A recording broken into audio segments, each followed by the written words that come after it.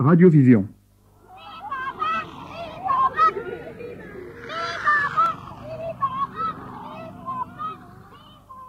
Naissance d'un jouet.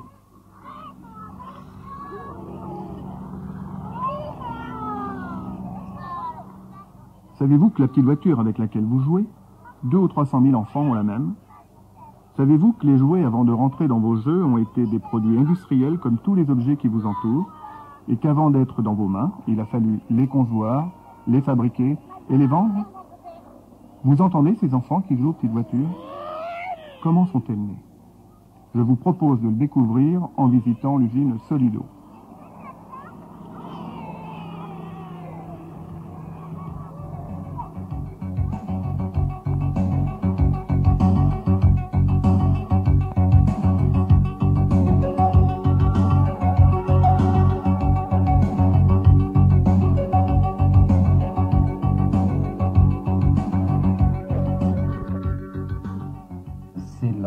Quatrième réunion que nous faisons là maintenant, afin de déterminer les modèles qui seraient susceptibles d'être retenus et mis au catalogue.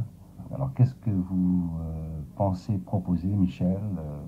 J'aimerais bien qu'on fasse une voiture américaine. Bon, parmi ces voitures, il y a différentes possibilités. On pourrait faire... Quels sont les soucis, les impératifs d'un chef d'entreprise? Les impératifs d'un chef d'entreprise, c'est que chaque modèle soit rentable. L'investissement est extrêmement lourd. Il représente combien cet investissement? Selon les modèles, âge d'or par exemple, de 4 à 5 000 heures de travail. Ce qui correspond à combien Entre 800 et 1 million de francs français pour un modèle, pour le premier modèle. La tâche la plus délicate en fait, c'est de bien coordonner tous les échos des différents marchés pour en connaître les goûts qui nous permettront donc de choisir le meilleur modèle à la vente. Excusez-moi, on peut avoir le plan rapidement ou pas, ou il faut aller chercher c'est aussi un problème de documentation, donc c'est une recherche qui sera à faire. Je pense pas qu'on pourra avoir le temps par contre.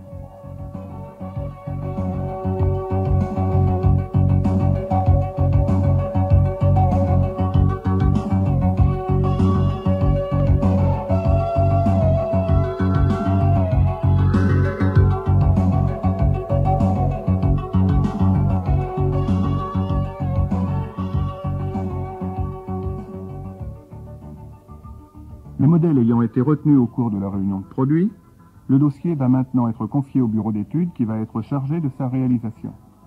Monsieur, vous êtes dessinateur dans ce bureau. En quoi consiste votre travail?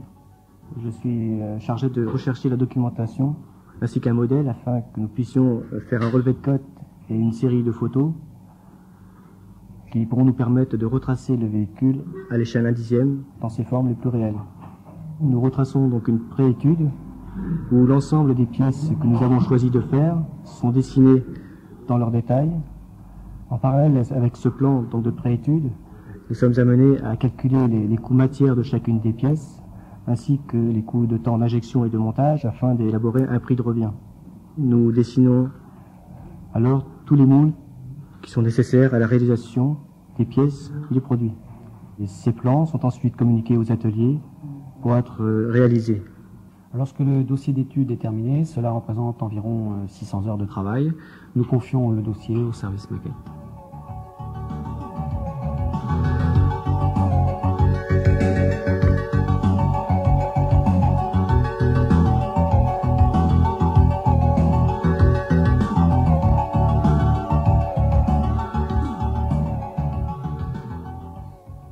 Je suis le maquettiste de la maison. J'ai donc récupéré ce dossier avec les documents et puis les documents photographiques et puis les dessins de pièces et les dessins de moules. J'étudie le modèle et suivant les options que j'aurais choisies, je donne des indications à la programmation pour qu'il me fasse exécuter en commande numérique les specs que je lui aurais indiqués. À partir de la commande numérique, il reste un travail manuel.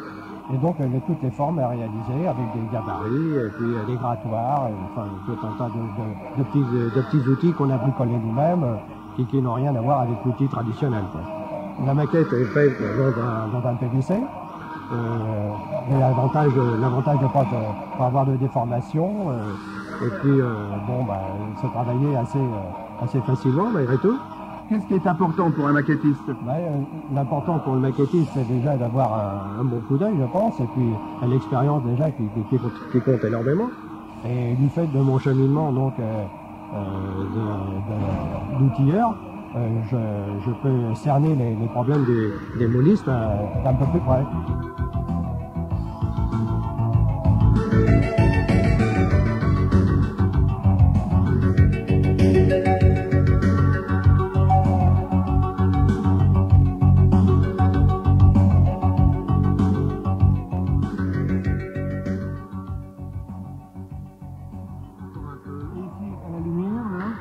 Il faut se décaler complètement. Et on va venir concentre avec le palpeur. Bon, allez-y. Là, je concentre avec le palpeur. Maintenant, le pantographe, il sert à reproduire, disons, des modèles, ou des pièces plutôt, à une échelle plus petite que, disons, le modèle de reproduction. Vous avez deux tables. Vous avez une table porte-modèle et vous avez une table de travail, c'est-à-dire d'usinage des pièces. Du côté du modèle de reproduction, nous sommes à une échelle supérieure au modèle, disons, à graver. Alors nous avons, pour faire cette opération-là, pour graver, deux porte-outils. Un qui porte le palpeur, l'autre qui porte la fraise. Le palpeur, lui, sert à nous guider dans le modèle de reproduction et à suivre la forme exacte de ce modèle, ce qui fait que la fraise, elle, de l'autre côté, va reproduire exactement la même forme que le modèle, mais disons à une échelle plus réduite. Attendez, je vais avancer un petit peu. Comme ça ici, je vais me décaler entièrement. Là, j'y suis.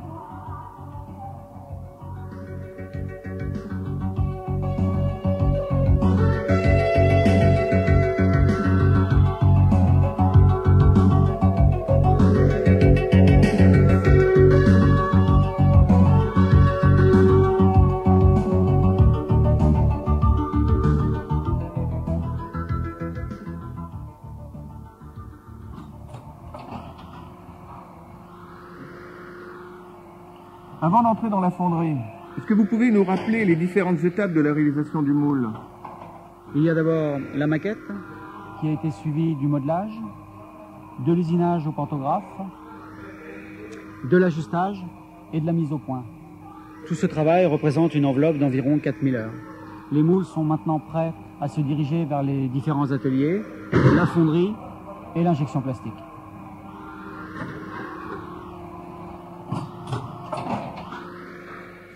Il n'y a pas de données pures pour faire l'injection sous pression. Vous sentez votre machine, vous sentez votre injection, vous vibrez avec, vous l'entendez. Il faut être dans le moule. Vous devez arriver à voir votre métal, comment il disperse. Non, tiens, il rencontre une broche, il fait demi-tour. Il faut savoir lire une pièce. On est fondeur au fond de la moule, on ne l'est pas. Nous sommes ici dans l'atelier de fonderie. C'est la seconde étape. C'est l'étape qui suit donc l'outillage. Nous transformons ici du zamac, un alliage de zinc. Cette matière est utilisée chez Solido principalement pour injecter des carrosseries et les châssis. Alors nous transformons le zamac avec des machines à couler sous pression. Le zamac est porté à ébullition aux alentours de 420 degrés. À 420 degrés, il a les mêmes propriétés que l'eau, ce qui permet de pousser ce zamac dans les parties relativement fines et d'obtenir des pièces proches de la réalité. Et grâce à ça, on peut respecter les formes de l'automobile réelle.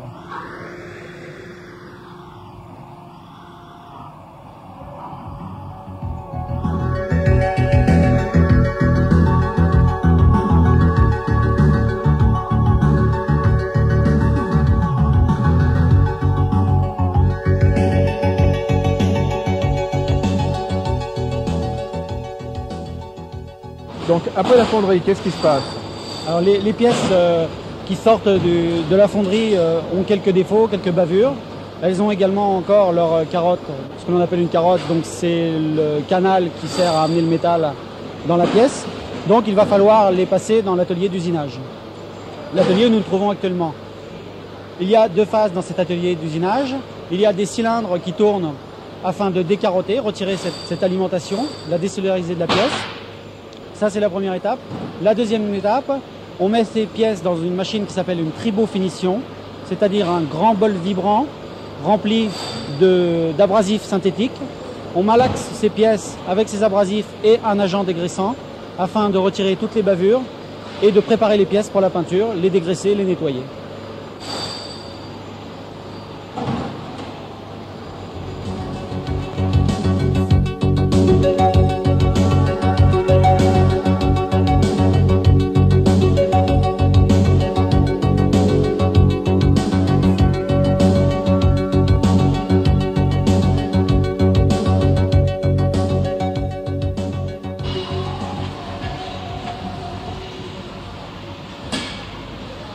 Les pièces étant débarrassées de toute impureté, de toute bavure, elles vont passer dans l'atelier de prémontage. Dans cet atelier, nous allons créer des sous-ensembles, tels que des carrosseries et leurs portes, carrosseries et boucliers, de façon à les peindre ensemble, afin d'avoir une régularité dans la teinte choisie. Nous sommes dans l'atelier prémontage, Peugeot 605.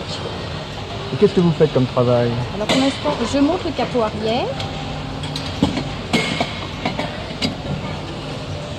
Je monte les portières, bride pour portière, bride pour capot,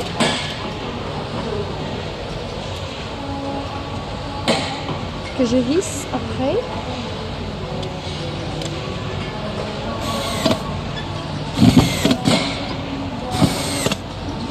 Et je vérifie si tout est bien mis en place, s'il n'y a pas de problème avec les portes, avec le capot. Et combien est-ce que vous faites de pièces comme ça dans la journée? Dans la journée, nous devons faire 807 voitures. Ça représente combien de pièces à l'heure? 95 voitures à l'heure.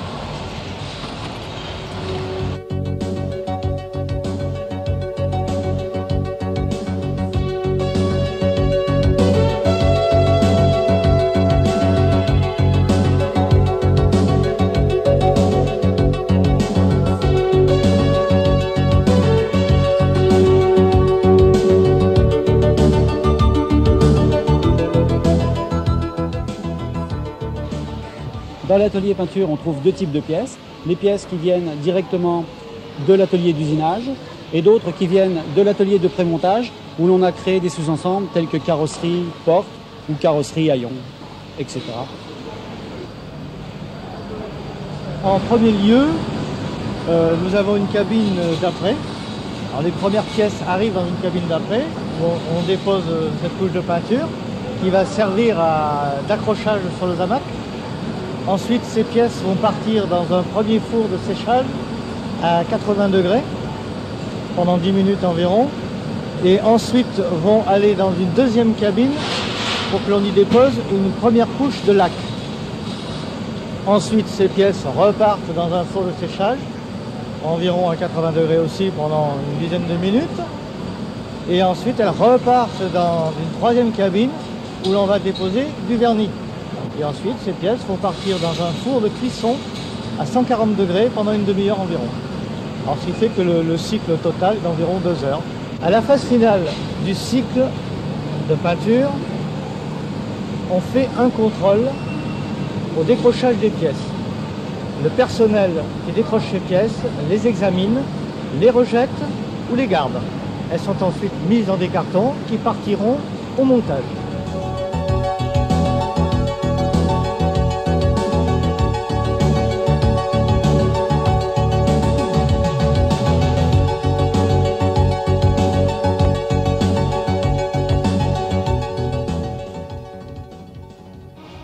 En sortant de l'outillage, vous avez vu qu'il y avait deux directions possibles.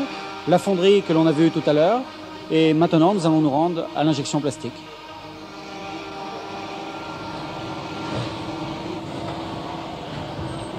Le plastique, qu'est-ce que c'est? Nous, on le travaille sous forme de granulés. On le reçoit en granulés. C'est-à-dire qu'on a des plastiques qui fondent entre 140 degrés et en moyenne 240 degrés. Alors, quelles pièces fabriquez-vous? Alors nous, au plastique, on fabrique surtout les vitres, parce que dans un Mac, ce serait très difficile d'avoir la transparence. Donc les vitres, les feux rouges, les sièges, les tableaux de bord, les pneus, les jantes. Sur certains modèles, les essuie-glaces, les entourages d'habitacle, les pare-chocs. Enfin, il y a tout ce que le Zamac ne fait pas. Donc en plus, au Zamac, ça coûterait très cher au niveau des prix de revient de faire du chromage derrière le. Donc nous, on fait aussi les pièces qui vont subir un traitement derrière, qu'on appelle la métallisation. Donc c'est nous qui faisons toutes ces pièces au plastique.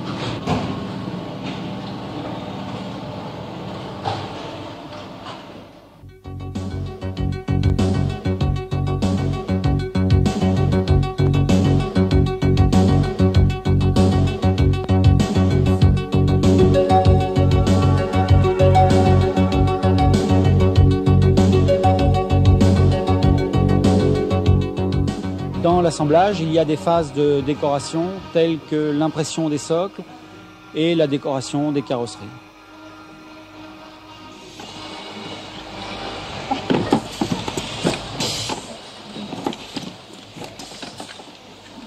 J'imprime les socles pour visser les haches d'or. Comment fonctionne la machine? Elle marque, elle imprime les socles vierges. Sur le tampon, là, ça marque la marque de la voiture. Sur celui-là, c'est marqué H d'or Solido. Et j'évacue des bases imprimées et je positionne des bases vierges. Et on visse les voitures, les H d'or, sur les bases, sur les socles. Combien en faites-vous à l'heure? 700 à 750 à l'heure. Dans la journée, ça représente combien de pièces? Ça fait 6000, 6005 pièces.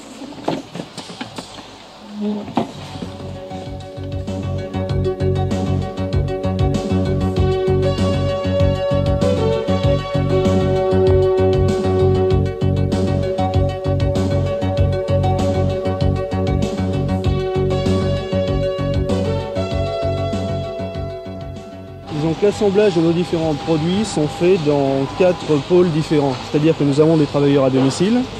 Nous travaillons aussi avec les CAT, les centres d'aide au travail, avec des centres de détention. Et nous avons aussi des séries qui peuvent être assemblées à l'intérieur de la société. Pour le bureau des méthodes, il est plus facile de travailler avec les prisons et les CAT ou les gens qui sont à l'intérieur de la société, de manière à pouvoir répartir plus facilement les tâches et d'équilibrer beaucoup mieux le produit, même au niveau de la qualité. Bon, est-ce que vous pouvez me donner là un exemple précis sur un modèle? Comment ça se passe? On va prendre des modèles au niveau 43e. Le montage se détache à peu près en 5 tâches différentes. C'est-à-dire qu'on peut avoir une tâche souvent qui sont assimilaires, c'est le montage des phares sur une carrosserie. On a un montage des feux rouges sur la carrosserie en elle-même avec un poste différent, c'est-à-dire qu'on a 2 presses différentes. On a derrière un poste de montage enjoliveur, c'est encore un outil de travail différent, et des postes de vissage, qui sont vissage châssis et vissage socle.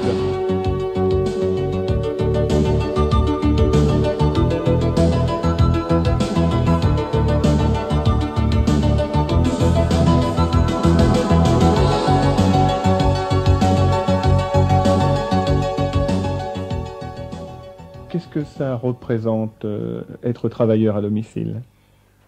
Beaucoup de travail, parce qu'une femme qui travaille chez soi, elle a sa maison à s'occuper, ses enfants, et en plus, ce travail-là, ça prend beaucoup de temps, parce que une fois qu'on a fini la production de la journée, il faut préparer celle du lendemain. Tous les 15 jours, je vais livrer ma production, et je ramène ce que j'ai besoin pour les autres 15 jours. Et en quoi consiste votre travail à domicile exactement? C'est-à-dire, pour monter une voiture, il y a les carrosseries, les châssis, toutes les petites pièces qui se ramènent au modèle. Alors je fais mon cassage, je prépare toutes mes pièces et ensuite j'assemble la voiture entièrement. Et une fois qu'elle est assemblée, je la visse sur un socle et je mets une vitrine. Et vous en faites combien dans une journée, en moyenne? Alors ça, ce modèle-là, j'en fais 240 par jour. Ça dépend des modèles, hein. Parce il y a des voitures où on a beaucoup de secondes, parce que le modèle est assez difficile à monter, et d'autres où on n'en a pas beaucoup, parce qu'il n'y a pas grand-chose à faire. Tout à l'heure, vous avez dit, je fais le cassage. Qu'est-ce que c'est que le cassage? Disons que les pièces en plastique sont montées sur des jets. Alors, il faut que je casse, par exemple, sur un jet, j'ai un volant, j'ai un siège, j'ai un tableau de bord, il faut que je casse tout ça dans des boîtes, je prépare tout ça dans des boîtes, pour pouvoir monter ma voiture par la suite. Bon, est-ce qu'il y a quand même des avantages d'être travailleur à domicile? Oui, c'est pouvoir garder ses enfants avec soi, quoi. surtout quand ils sont malades ou quand ils sont en vacances.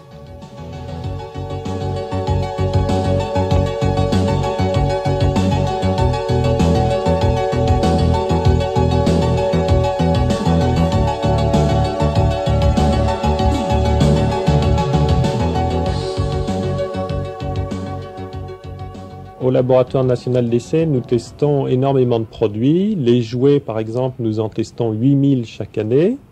Alors nous venons de voir un essai sur un camion où nous avons vérifié la résistance des petits éléments qui sont rapportés sur ce camion, parce que les enfants, en jouant, sont susceptibles de les arracher, soit en tirant dessus avec leurs doigts, soit avec souvent la bouche, puisque les petits ont tendance à mettre à la bouche.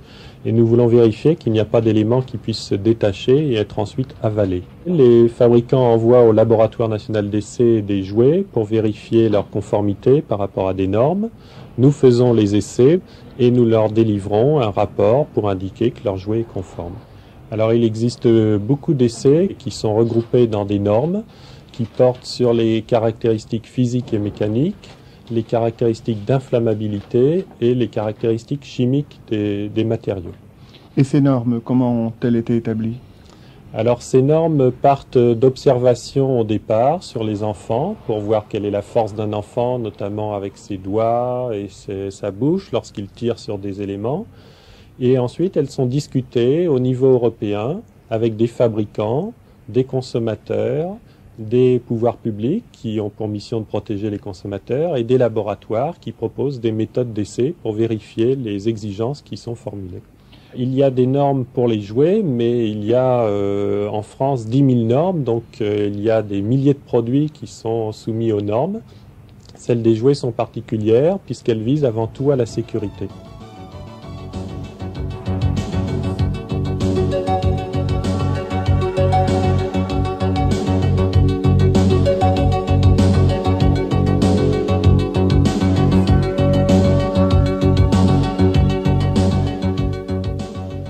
Le modèle sort maintenant des chaînes de montage. Il va être pris en charge par le service administratif et son département commercial.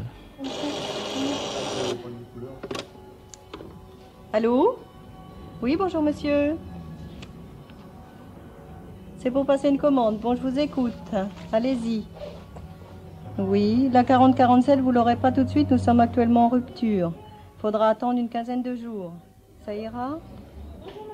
Donc au niveau du secrétariat, là, quelles sont vos activités? Eh bien, c'est tout le suivi de la clientèle, aussi bien la prise des commandes que l'expédition de leurs commandes. Ensuite, les informer de leur, des nouveautés, des diverses choses. Et puis également, nous assurons d'une part le commercial France et aussi le commercial export. Donc à l'export, c'est un petit peu plus complexe au niveau préparation des commandes. Nous devons assurer l'organisation du transport lui-même, comme nous faisons des expéditions dans le monde entier. Donc nous faisons des envois par container, soit des containers complets ou alors des containers de groupage un peu partout dans le monde.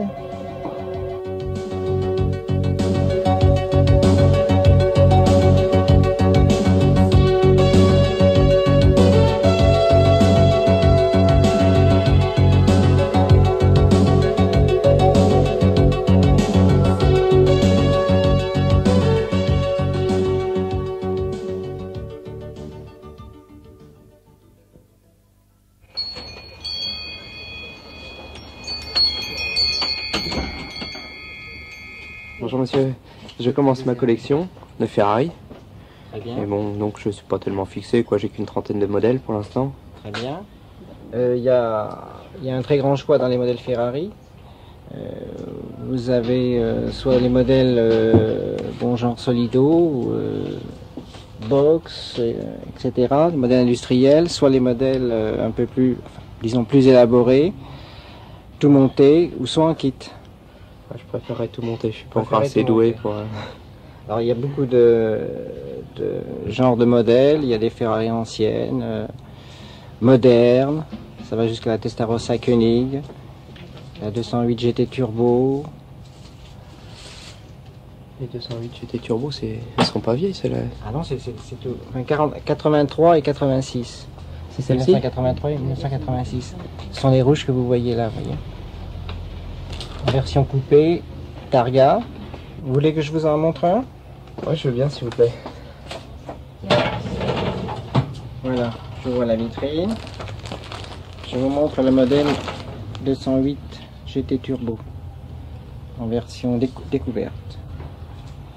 Vous voyez, il est vraiment joli. Très bien fait, l'intérieur est très détaillé, tableau de bord, volant, les feux y sont, les roues sont superbes, de finesse. Ouais. C'est vraiment le très beau modèle au 43e. Je vous laisse regarder. Je sens que le choix va être difficile encore.